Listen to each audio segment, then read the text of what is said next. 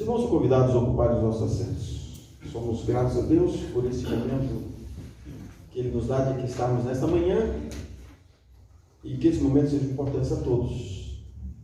Vamos estar atentos às palavras que serão colocadas e teremos um assunto: lições de uma atitude cristã. É o assunto que será colocado nesta manhã pelo nosso irmão Vilvaci, e com ele a palavra, ouçamos-no com bastante atenção.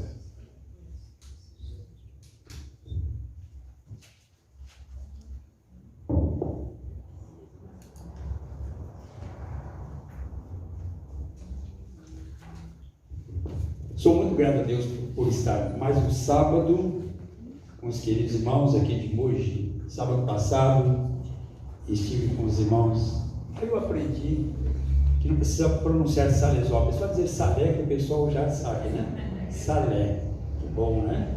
Estive lá com os queridos irmãos, foi uma reunião muito boa. Irmãos, eu também agradeço a Deus porque, embora meus 72 anos, ainda me sinto assim, né? Que tenho condições de contribuir alguma coisa ainda com a obra de Deus, né? Além da minha cooperação aqui no campo com as igrejas, a associação me incumbiu de 2 igrejas na Baixada Santista, né? Itanhaém e também Praia Grande. Já no próximo sábado, se Deus permitir, estarei com os irmãos em Itanhaém, ajudando ali nos trabalhos espirituais daquele campo. Lições de uma atitude cristã. Irmãos, durante 9 meses nós estudamos cartas do apóstolo Paulo à igreja dos irmãos de Roma, aos irmãos também de Corinto e aos irmãos da Galácia, né? E aprendemos muita coisa maravilhosa. Hoje eu quero falar um pouquinho do apóstolo Paulo, não da sua biografia, mas alguns trabalhos que Paulo realizou durante o seu ministério. Irmãos, falando de Paulo e seu ministério, Paulo realizou 3 grandes viagens missionárias. 3 grandes viagens missionárias. Esta que eu vou me deter nesta manhã, ela está dentro da 2ª viagem que Paulo realizou. Segundo os historiadores, a viagem aconteceu durante os anos 50 ou 51, entre os anos 50 e 51 de nossa era. Paulo estava com aproximadamente 50 anos de idade, mais ou menos 50 anos é a idade que é colocada para o apóstolo Paulo. Irmãos, sempre que vamos falar sobre o Novo Testamento em datas, nós dizemos aproximadamente. Embora o Novo Testamento ele cobre um espaço de tempo de 100 anos, que é relativamente pouco em relação ao Velho Testamento, mas as datas não são muito precisas, né? Embora com 100 anos de idade. Quem acompanhou Paulo nesta 2ª viagem? Silas, Timóteo e Lucas, médico que narrou fatos importantes desta viagem. Quanto tempo levou a viagem? Foi mais ou menos um roteiro de 3 anos que os missionários levaram para concluir esta viagem. Quais foram as cidades que a Bíblia apresenta como visitadas e o trabalho onde eles fundaram igrejas? Começa com Filipos, Tessalônica, Bereia, essas localizadas na região da Macedônia, que é mais ou menos, vamos pegar o mapa, é ali onde hoje está a Grécia, né? E Atenas e Corinto, que pertenciam à Acaia. Ambas eram províncias romanas. Acaia, Corinto e Atenas. Atenas a capital, né, do mundo da filosofia, e Corinto era a capital, nesse tempo, da província. Irmãos, o que motivou esta viagem?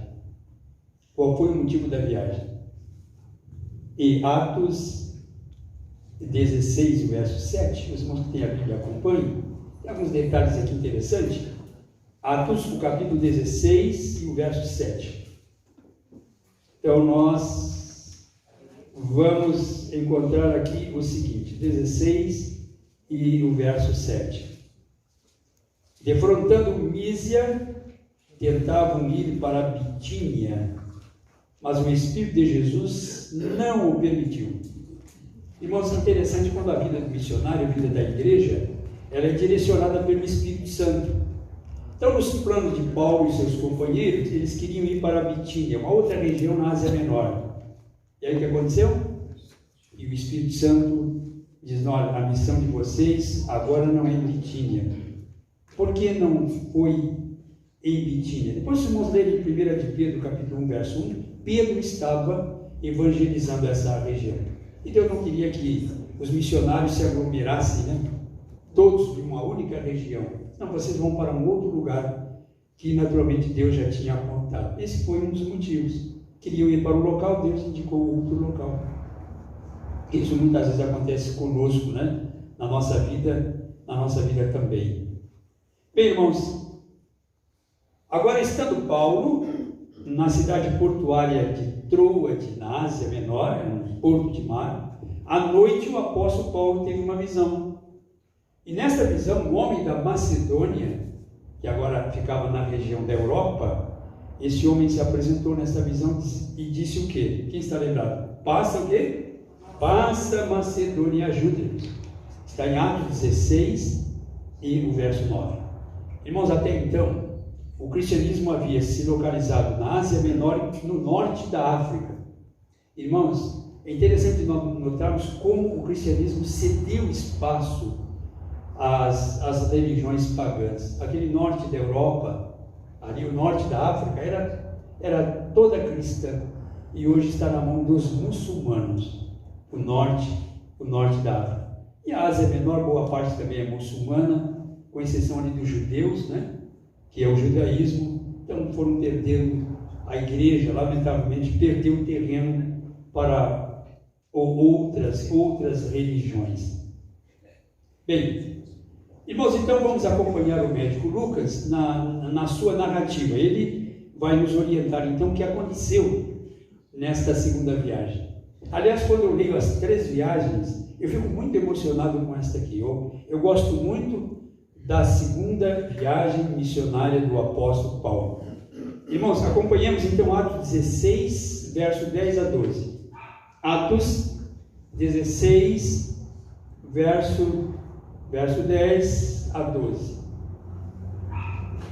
Assim que teve a visão, imediatamente procuramos partir para aquele destino, concluindo que Deus nos havia chamado para lhes anunciar o Evangelho. Percebam, logo depois da visão, sem muita perda de tempo, os apóstolos, ali arrumaram os seus poucos pertences que eles tinham e começaram então a viagem, concluindo que o chamado era de quem? Que o chamado era de Deus. Importante, queridos irmãos, quando vamos fazer um trabalho, temos essa certeza de que o trabalho é de quem? É de Deus, e que o chamado é de Deus. E se é de Deus, então podemos ter certeza que tudo vai dar certo. Tudo vai dar certo. Bem, e agora, o verso 11 e 12. Tendo, pois, navegado de Troade, onde ele teve a visão, seguimos em direitura para Samotrácia, no dia seguinte para Neápolis, e dali a Filipos, cidade da Macedônia, primeira do distrito e colônia. E nessa cidade permanecemos alguns dias. Ali em Filipos. Então, irmãos, começaram a viagem. Imediatamente, diz Paulo, diz Lucas, começamos a viagem. Irmãos, falando um pouquinho de Filipos, às vezes essas informações geográficas, históricas, ela é muito interessante. Então, por que Filipos? No passado, essa cidade, nos tempos de Paulo, ela foi uma importante cidade do Império Romano. Ela era considerada uma porta de entrada para a Europa. Quem vinha da Ásia Menor, quem vinha do Oriente, então Filipos era a primeira cidade que era o portão de entrada para a Europa. O que é que nós deduzimos? Que até ali o Evangelho não havia chegado ao território europeu. E essa cidade, ela teve, por assim dizer, a honra, né, de receber os primeiros missionários cristãos para implantar o Evangelho na Europa. Então, Filipos foi a primeira cidade no território europeu, no continente europeu, que foi evangelizada. Muito bem. Por que esse nome Filipos? Ainda interessante, sua origem remonta aos Trácios, povo que foi conquistado em 358 a.C. pelo rei Filipe da Macedônia. Agora eu vou mencionar um nome que é muito conhecido quem lê e quem estuda as profecias. Ele era pai de Alexandre o Grande. Pai de Alexandre o Grande, que instituiu o Império Macedônico, né? Nós conhecemos que lá na estátua, né, do sonho de Nabucodonosor representa ali o ventre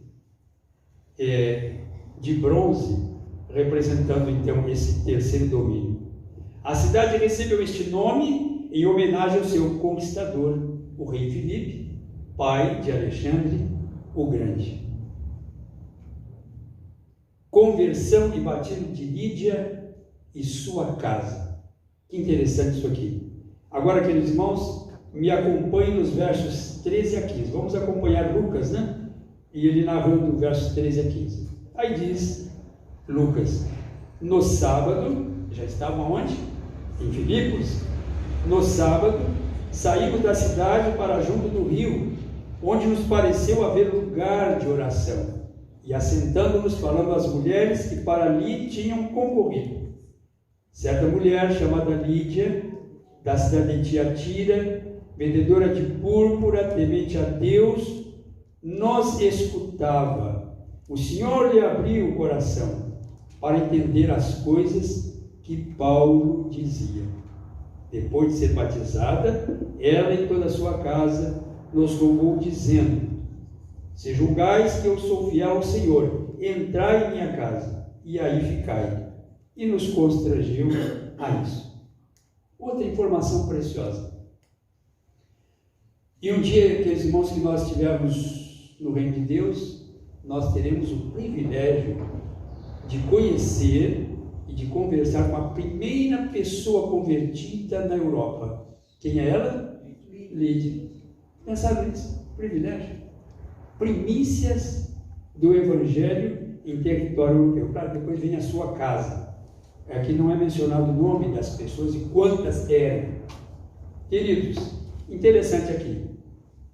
Por não haver sinagoga judaica em Filipos, os apóstolos sempre procuravam, especialmente Paulo tinha esse costume. Chegava numa cidade, havia ali uma sinagoga de judeus, Paulo se dirigia para lá para pregar o Evangelho. Começava com aqueles que já tinham conhecimento, algum conhecimento da palavra de Deus. Não havia uma sinagoga. Agora, para onde eles foram? Saíram para fora da cidade. A cidade era murada, as cidades antigas. Foram à beira do rio para fazer o quê? Ali estar em comunhão com Deus. Diz aqui, fomos à beira do rio para orar. Estando na beira do rio, eles avistam um grupo de senhoras conversando, né? Ali, podemos até dizer, ajustando as informações. Naquele tempo não havia os meios de comunicação como nós temos hoje, estavam conversando. Quem sabe algumas lavando roupa, nós não sabemos, né? Mas antigamente as donas de casa iam para a beira onde houvesse um córrego, não é isso? Para lavar roupa, estender a roupa ali, etc., né? Outras iam buscar água, talvez, e ali estava a vendedora de púrpura da cidade de Tiatira, chamada Lídia. Então, entre elas estava a vendedora de púrpura da cidade de Tiatira, era temente a Deus. Por que aparece essa expressão temente a Deus? Irmãos, provavelmente essa senhora tinha conhecimento da religião judaica através dos judeus da dispersão. Então havia muitos judeus que não moravam mais em Jerusalém. Eles estavam em outras partes do território romano, né? Eram chamados de judeus da dispersão. Por isso, quando havia as grandes festas em Israel, e Atos, o capítulo 2, menciona, né, a festa de Pentecostes, havia muitos judeus que agora haviam aprendido línguas dos países das colônias onde se encontravam e iam a Jerusalém para a adoração. E voltavam agora novamente para suas terras, né? Levando ali o conhecimento da religião judaica. E Lídia, provavelmente, ela conhecia alguma coisa de Deus através desses judeus. Agora, há um detalhe importante. Enquanto os apóstolos Paulo ali pregava, ela escutava atenta a exposição da palavra do Senhor. E neste momento de atenção, o que fez o Espírito Santo? Olha os detalhes. Abriu o coração para entender o que Paulo falava. Percebe, irmãos, que na pregação é importante nós estarmos como? Atentos. Porque naquele momento Deus tem o quê? Às vezes a palavra-chave, a expressão-chave para alcançar o teu coração, o meu coração, o nosso coração. Mas é preciso estar como? Ligados naquele momento o que Deus está falando através do mensageiro. E Deus abriu o coração de Lídia. É feita essa referência a esta senhora, a esta mulher. Algum tempo depois, ela foi batizada juntamente com a sua família. Irmãos, é um detalhe importante. A casa de Lídia se tornou uma espécie de hotel para os apóstolos. Naquele tempo não havia hotéis como hoje, né? Pousadas. Era muito difícil. E ela então, a casa de Lídia, tornou-se lugar de hospedagem agora dos apóstolos. E o que mais? Atos 16, 10, 40, nos dá uma revelação importante. Tendo se retirado do cárcere, vamos comentar isso aqui, dirigiram-se para a casa de Lídia. Vendo os irmãos, os confortaram e depois partiram. Agora, o primeiro ponto de pregação ali em Filipos foi a casa de Lídia. Por sinal, irmãos, os cristãos dos primeiros séculos, até o terceiro, mais ou menos, eles não tinham igrejas, templos, aonde que se reuniam?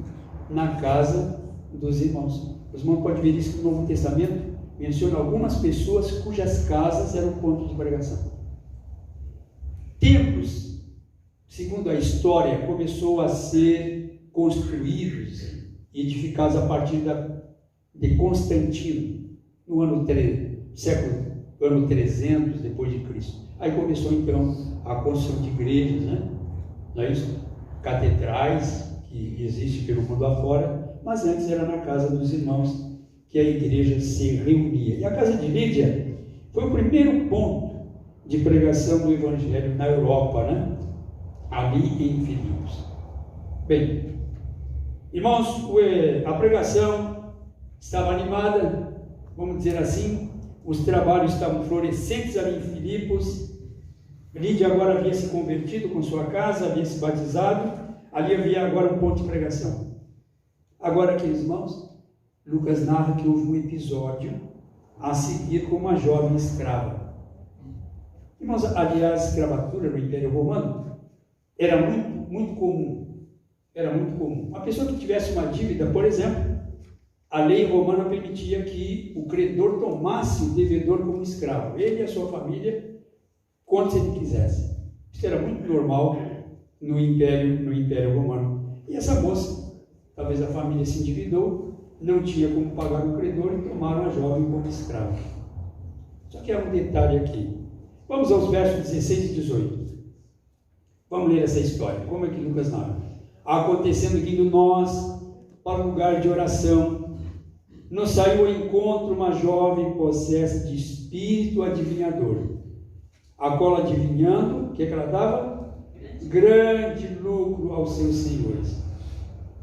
Seguindo a Paulo e a nós, porque já mencionamos ali que era mais de uma pessoa, clamava dizendo, essa moça através do Espírito, esses homens são servos do Deus Altíssimo e vos anunciam o caminho da salvação.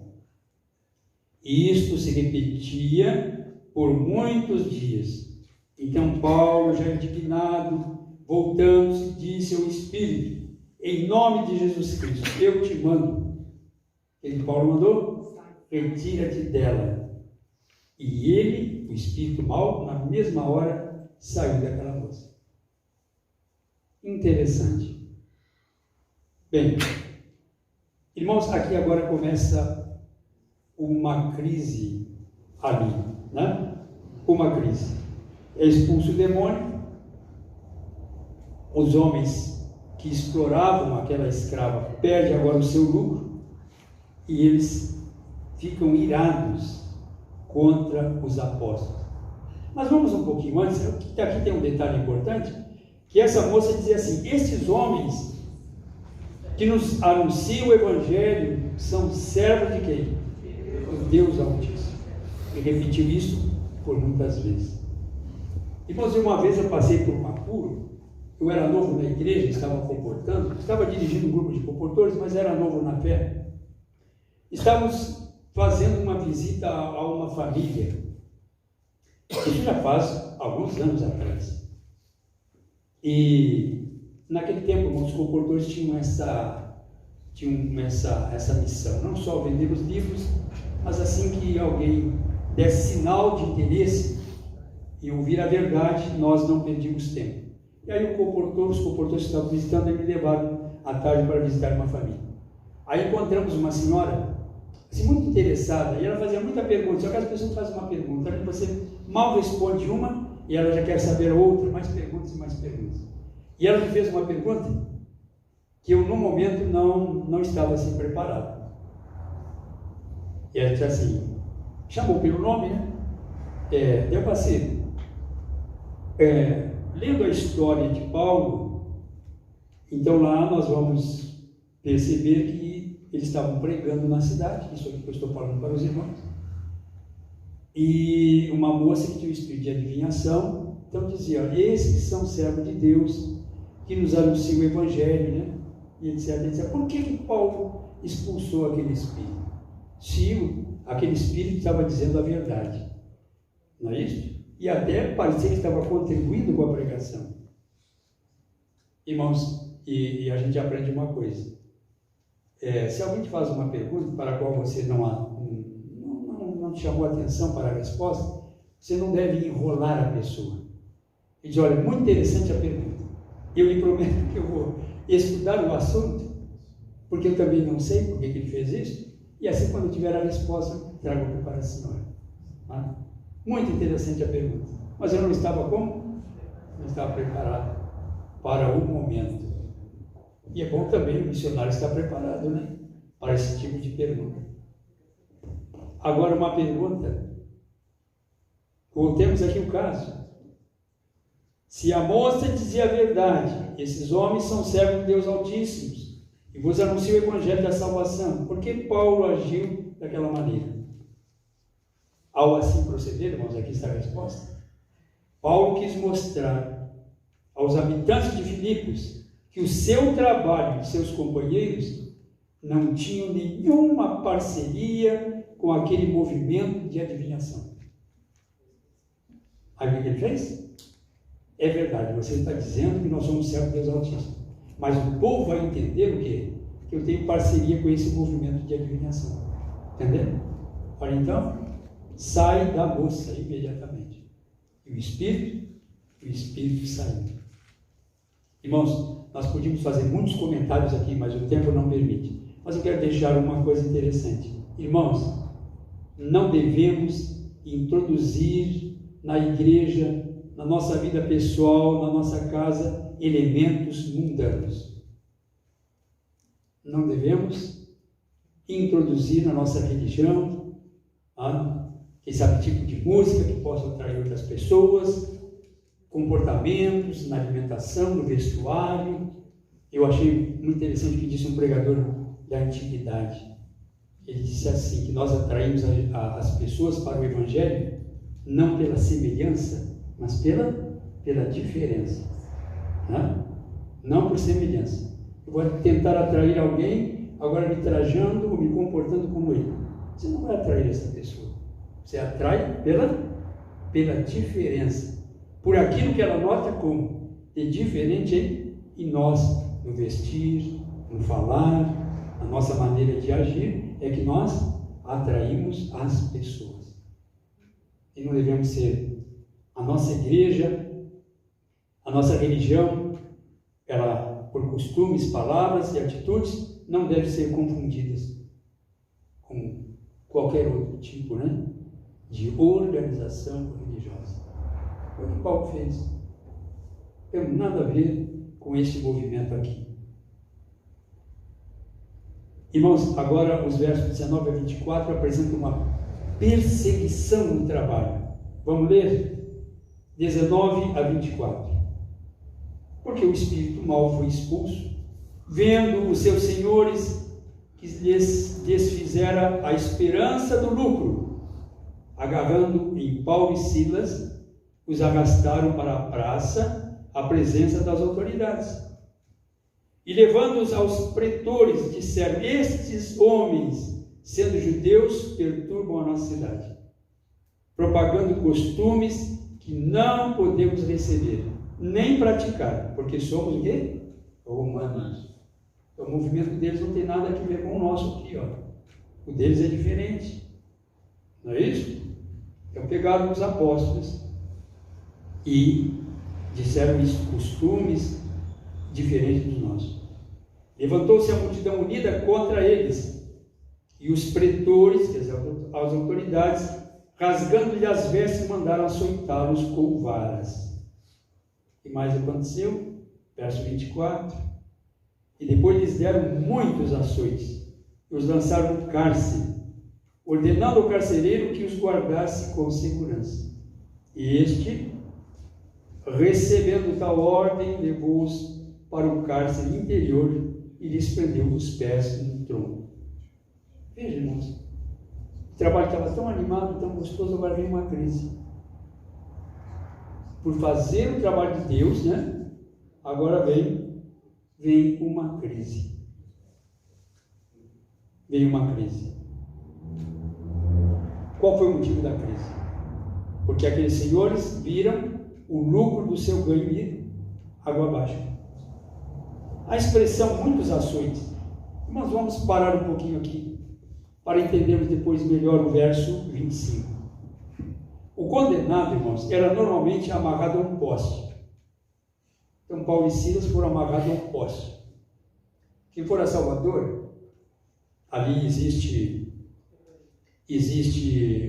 um centro histórico chamado Pelourinho. É muito bonito. Ele foi todo recuperado. No tempo que eu trabalhei lá, eles recuperaram naqueles casarões antigos, pintaram, arrumaram. E quando você entra no Pelourinho, você dá um mergulho no tempo. Vai lá para 1800 e pouco.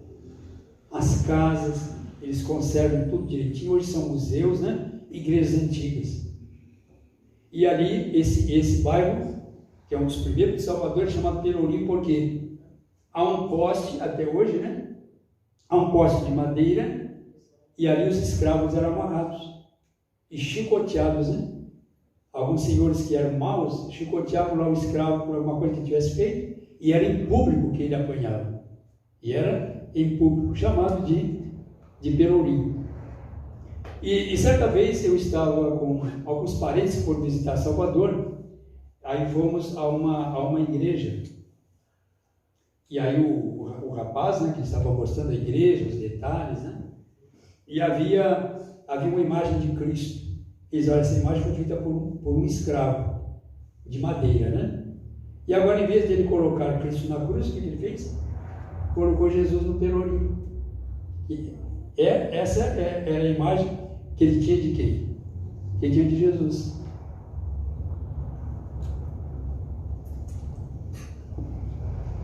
Bem, então aconteceu esse detalhe. Mas, irmãos, então o véu era despido até a cintura, tirado a roupa. O chicote era de couro, segundo as informações que eu tenho, e nas suas extremidades havia lâminas na ponta, né? E ao ser executado o momento, né, de chicotear a pessoa, deixava a carne do réu com profundas marcas ou dilacerada. É isso que acontecia com a pessoa. Então agora imagine, né? Paulo e Silas sendo agora torturados. O que é que diz os historiadores? contam os historiadores, que dependendo do estado físico e emocional, a pessoa poderia desmaiar durante o processo de tortura. E alguns ficavam até transpassados a ideia, saíram dali, né, assim, desnorteados. No caso de Paulo e Silas, por serem cidadãos romanos, eles não poderiam ter sido açoitados sem um julgamento prévio. Está em Lucas 16, verso 37, o mesmo capítulo.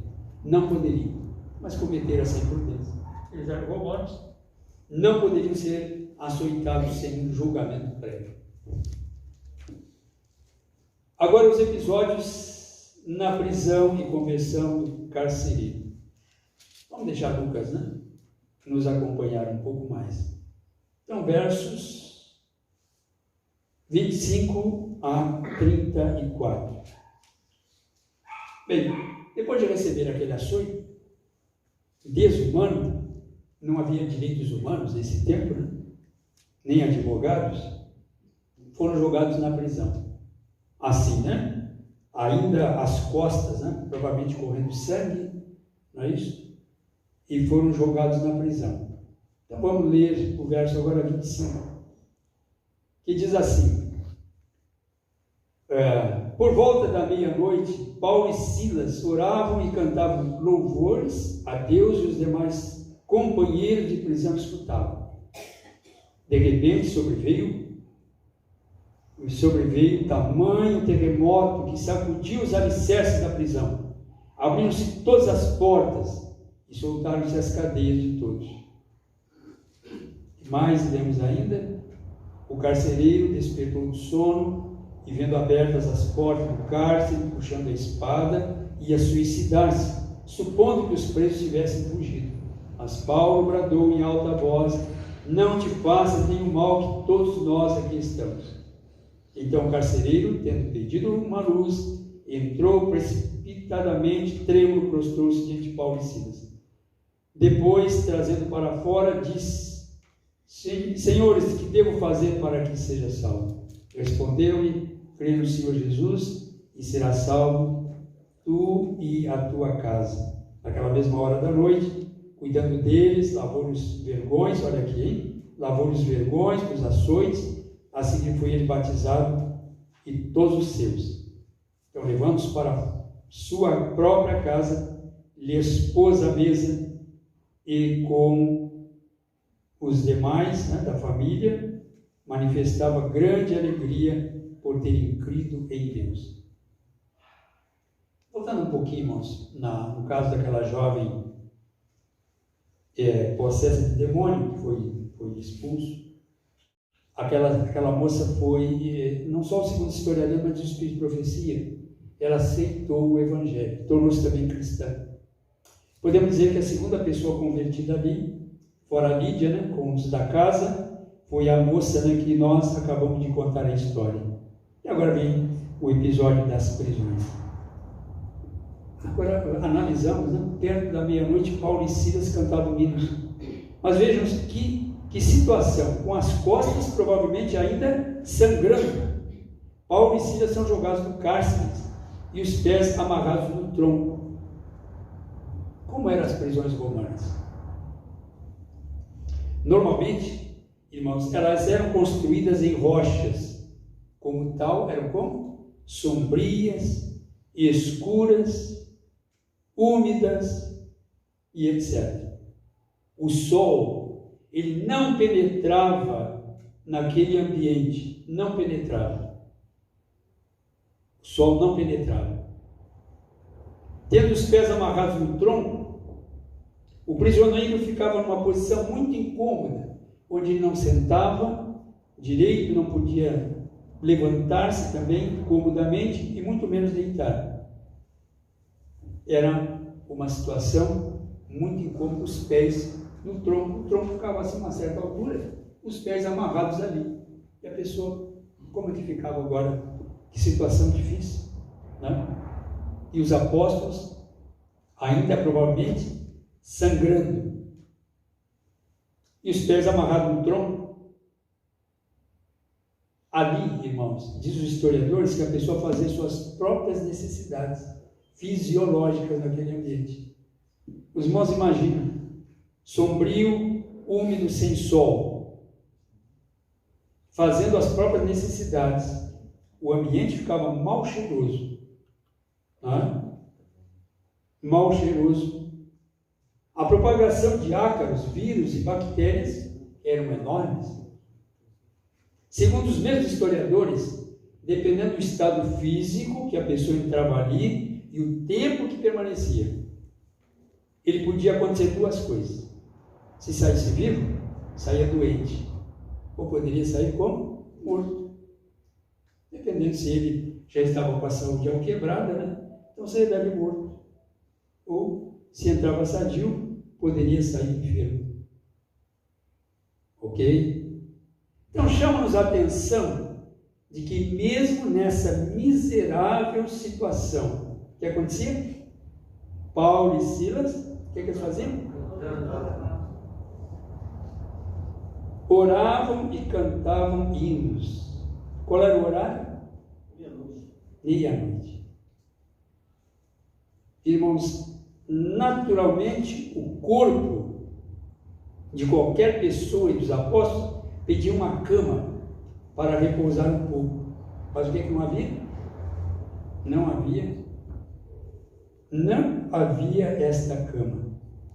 E muito menos água para lavar os vergões. Bem, irmãos, uma atitude dessa, a pessoa deve estar assim, sobremaneira possuída do Espírito de Deus, não é isso? Possuída do Espírito de Deus. Agora uma lição para nós, irmãos, diante das circunstâncias, mesmo desagradáveis, adversas da vida, nós não podemos deixar que essas circunstâncias nos abalem, não é isso? Ela não pode nos abalar. Nós temos que, pela graça de Cristo, criar uma motivação ao contrário, porque nunca existe uma situação ruim na nossa vida que não possa o quê? Que não possa piorar na vida ditada. Nós achamos que a vida está ruim para nós, mas pense que outros podem estar numa situação como? Muito pior. Muito pior. Então, é uma questão da mente, uma questão do espírito, você num momento difícil dar a volta por cima. Dar a volta por cima. Irmão, no dia de hoje, sábado, né? Um dia bonito. Quantas pessoas estão opressas, né? Depressivas, querem estar no escuro. Eu vinha vindo de manhã, né? O sol já brilhando, uma manhã muito maravilhosa, um clima agradável, né? O vento, né? A pequena brisa soprando na tua pele. Estava vindo para cá, desci ali na estação e vindo para cá. Não é isso? E às vezes eu falei até numa pregação, um dia lindo como hoje, lá em cima do poste de luz, ou em cima de uma árvore, né? Está um bem-te-vi. O que diz bem-te-vi para te saudar? Bem-te-vi. Isso? Eu até cheguei à conclusão, né? O animal foi programado para quê? Para dizer, ele poderia dizer mal-te-vi, né? Poderia ou não poderia? Mal te vi, mas ele nem te vi. Às vezes ele nem achou da comida. Mas é o quê? Bem te vi. Tudo sorri para você. E você acaba alinhado. Tudo sorri. Sol, o astro rei, né? A brisa, temperatura agradável, o bem te vi. Interessante, né? Interessante. Por quê? Porque alimentar e pensar coisas ruins. Olha o exemplo dos apóstolos, né? Podíamos comentar muitas coisas. Como eram as prisões romanas e a atitude dos homens de Deus. Bom, aqui nós aprendemos uma lição, podíamos tirar várias. Às vezes nós estamos passando por uma circunstância e nós não sabemos por que Deus permite aquilo. Nós estamos fazendo um projeto de morar numa cidade para lá, né? Tem aqui mencionado uma família. Essa família também veio para São Paulo, tinha perspectiva de alguma coisa, mas Deus muda para outro lugar. Uma vez estava falando com um casal, né? Numa cidade que eu trabalhei, um casal do Uruguai, né? Vieram do Uruguai para o Brasil. E depois eu tive o privilégio de fazer um trabalho missionário com outros jovens, encontrar esse casal de uruguaios, né? E abriram as portas, hoje são membros da igreja. E eu falei para eles, está vendo, irmãos? Está vendo lá, quando Deus moveu o ninho de vocês lá em Montevidéu, não é isso? E os trouxe para o Brasil, talvez vocês não compreenderam por que tinham que vir para o Brasil. Qual era o propósito de Deus? Para conhecer o Evangelho. Deus mexeu no ninho para conhecer o Evangelho. Provavelmente, irmãos, logo no início, Paulo e Silas não entenderam porque estavam onde? Na prisão. Sim, mas estava fazendo o trabalho, estava tão bom, mas expulsamos o demônio para ninguém confundir a nossa obra com o espiritismo, e agora não jogas aqui. Mas eles não questionaram isso aqui, mas fizeram a parte que deveriam fazer como cristãos. Por quê, irmãos? Olha aqui. Os demais presos ouviam, não é assim? O que eles ouviam? Lamentações, murmúrios e queixas. Olha aqui que miséria essa prisão. Enquanto os César estão aí, né, programando, né, pão e circo para o povo, né, assim que diz a história em relação ao Império Romano, para ocultar as mazelas da administração romana, que faziam os imperadores? Alimentavam o povo com pão e circo. Eles poderiam ter dito, não podia melhorar essa prisão aqui? Não. Nada de se queixar contra o Império Romano. Os presos não ouviam queixas. Ouviam o quê? Orações e cânticos. Essa atitude por parte dos apóstolos deve ter-os impressionados. Porque eles estavam na mesma o quê? Situação. No cárcere, aquela umidade, aquele fedor, sem nenhum conforto. Isso é interessante. Por quê, irmãos? Eles estavam acostumados a ouvir o quê? Lamentações, pessoas praguejando. Isso, provavelmente eles já tinham participado desse movimento também de queixume. Agora, pela primeira vez, ouviram orações e cânticos. Essa atitude os impressionou. Muitas vezes, Deus nos conduz por certos caminhos que no momento não entendemos. Eu já falei, né?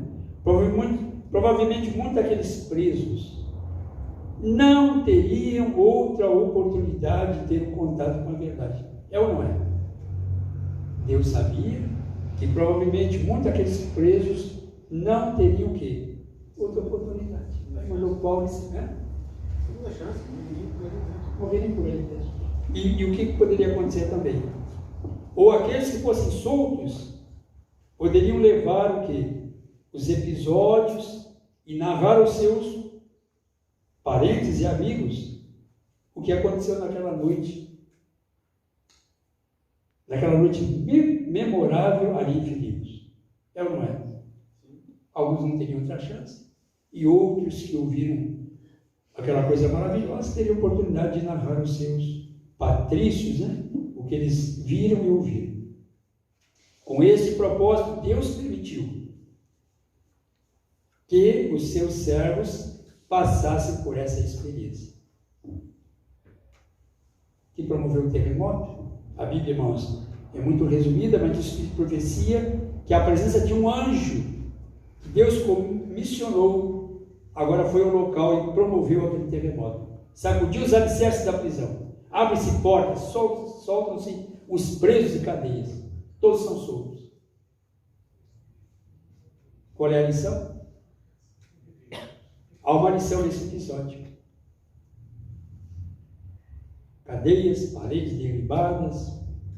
Irmãos, muitas vezes nós nos encontramos encurralados pelos problemas da vida, né? Presos pelos problemas da vida. Mas o que é que tem Deus? Deus tem poder para nos libertar. Humanamente falando, irmãos, era impossível alguém fugir dali. Havia só um portão de ferro e havia as guardas, né, romanas.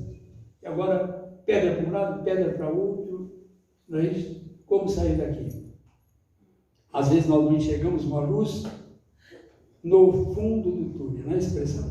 Mas Deus tem 1001 maneiras de resolver, irmãos, os nossos problemas e as nossas dificuldades. coloquemos então aonde que? Nossos problemas. Nas mãos daquele que tem o quê? Poder para resolver. Que tem poder para resolver. O carcereiro, ao perceber que havia ocorrido aquele fenômeno, né? Portas abertas, presos soltos, tentou praticar o suicídio. Não é que diz a Bíblia? Puxando a espada, ele quis suicidar-se. Por que ele estava procedendo assim? A lei romana, irmãos, era rígida em relação a um soldado que deixasse escapar um prisioneiro. Era execução sumária. Mesmo sendo romano, não tinha julgamento. Espada no pescoço. Era assim de morrer o cidadão romano. Não era crucificado, mas era decapitado. Né? Paulo foi decapitado porque era cidadão romano, alguns anos depois. Se essa lei existisse aqui, em qualquer país, né? Provavelmente as autoridades teriam muito mais cuidado que em soltar quem? Um preso. Hoje, uma canetada de um juiz libera quantos presos ele acha que deve soltar. Né? Mas naquele tempo era com a própria vida. E ele pensou assim, bom, eu vou morrer mesmo, eu vou passar por um vexame, eu vou me suicidar. Paulo, conhecedor dessa lei, olha aqui, irmãos, que interessante. Paulo, conhecedor dessa lei, não usou o momento para fugir, pois sabia o que ocorreria com o carcereiro. E também daria a impressão, se ele tivesse fugido com Silas, que eram devedores à lei romana. Mas usando de sua liderança, olha aqui, não permitiu que ninguém o quê? Fugisse. Paulo se levantou naquele tumulto, né? Meia-noite, não, pessoal, vamos aguardar aqui. Paulo poderia ter pensado, ele me tratou tão mal, né, Silas, né? O que vamos fazer? Então vamos fugir. E ele se vira. Mas não pagaram o mal com... Não pagaram, aliás... Não pagaram o mal com o mal. Isso, não pagaram o mal com o mal, obrigado. Mas pagaram o mal com o bem. Irmãos, teremos nós essa condição de fazer isso? Pagar o bem, se porventura alguém me quer fazer o mal? Irmãos, diante daquela situação inusitada, percebendo o comportamento de Paulo e Silas, ele fez a seguinte pergunta: que devo fazer o quê? Para ser salvo. E a resposta veio imediatamente, apresentando Jesus como único e suficiente Salvador. E depois lhes apresentaram os requisitos para a salvação. Uma outra atitude, irmãos, não teria chamado a atenção de quem? Do carcereiro. De forma nenhuma.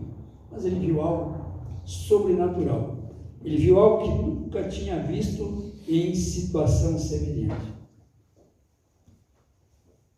Que devo fazer para ser salvo? Irmãos, quando nós aceitamos o Evangelho, é uma transformação da vida. E este relato quer dizer também o que foi aconteceu. Os irmãos estão vendo aqui pela leitura de que logo depois desses acontecimentos, depois que apresentaram a Jesus como Salvador, trazendo, diz o verso 30, trazendo para fora de senhores que devo fazer para ser salvo, creio no Senhor Jesus. O verso 31, lhes pregaram a palavra, naquela mesma noite, naquela mesma hora da noite, devia ser já de madrugada, cuidando deles, lavou-lhes os vergões. Uma percebe? Aquilo que ele não fez antes de conhecer o Evangelho, o que ele fez? Fez depois. Se ele fosse um cristão, o que ele faria? Não, antes de eu estou obedecendo ordem, eu vou levar vocês para o cárcere, mas vou cuidar bem de vocês, não vou lavar aqui os vergões. Não fez. Mas agora, como nova criatura, o que ele fez? Isso aqui lavou-lhes os vergões. Transformação, irmãos, da vida, né? Transformações da vida. Através do poder do Evangelho. Pela transformação da vida, o soldado rude e desumano tornara-se uma pessoa gentil e o que mais? E hospitaleira, levou-os para a sua casa. Semelhante ao que havia acontecido com Lídia, agora sua família também se regozijava por tão grande salvação, que diz aqui, né? O verso final da narrativa, né? Esse recebendo, não. Então, lavando os vergões, levou para sua própria casa, pôs à mesa, e com todos os seus manifestavam grande alegria por terem crido em Deus. Então, o Evangelho é o poder de Deus para a salvação. Irmãos, concluindo, como resultado, né, dessa segunda viagem missionária, surgiu uma florescente igreja. Filipos foi a primeira igreja cristã estabelecida por Paulo e seus companheiros na Europa. Outros grupos de crentes foram estabelecidos na região da Macedônia.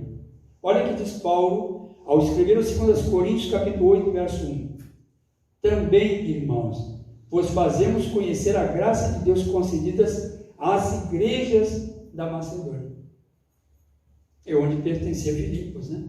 As igrejas dali o Evangelho foi levado para outras regiões. E agora Paulo fala de quê? Não de uma igreja, mas as igrejas da Macedônia. Isso se deve ao fato, irmãos, da própria estrutura da igreja que os apóstolos tiveram cuidado de organizar, com bispos e diáconos, antes de irem para outras regiões do Império Romano. Agora o que é que diz Filipenses capítulo 1, verso 1 e 5? Paulo e Timóteo, servos de Jesus Cristo, a todos os santos em Cristo Jesus, inclusive bispos e diáconos que vivem em Filipos, pela vossa cooperação no Evangelho, desde o primeiro dia até agora. Irmãos, igrejas fortalecidas. Os apóstolos tinham que ir para outras regiões, porque eram itinerantes. O que eles faziam? Deixavam ali cooperadores, bispos, diáconos, anciãos consagrados, para quê? Para realizar o trabalho que eles, pela ausência, não poderiam fazer. Irmãos, coisa maravilhosa, né? Quando temos igrejas com essa responsabilidade. O pastor não está, o obreiro não está, irmãos, não tem problema. Estão em algum lugar fazendo trabalho. O que é que nós vamos fazer? Vamos fazer o nosso trabalho. O nosso trabalho. Por isso, irmãos, que outras igrejas foram estabelecidas na região. Por quê? Ajudaram os apóstolos a estabelecer novos centros de pregação. Olha que coisa interessante. Por volta da primavera do ano 60 de nossa era, estando Paulo preso em Roma, durante 2 anos, foi a primeira prisão, a segunda, ele foi decapitado. Ele remeteu uma carta à sua amada igreja no final dos anos 62, início de 63. Paulo estava preso em Roma. Então, quando nós lemos aqui, carta de Paulo aos Filipenses, onde estava Paulo? Apenas um dado histórico, interessante. Estava onde? Em Roma, preso.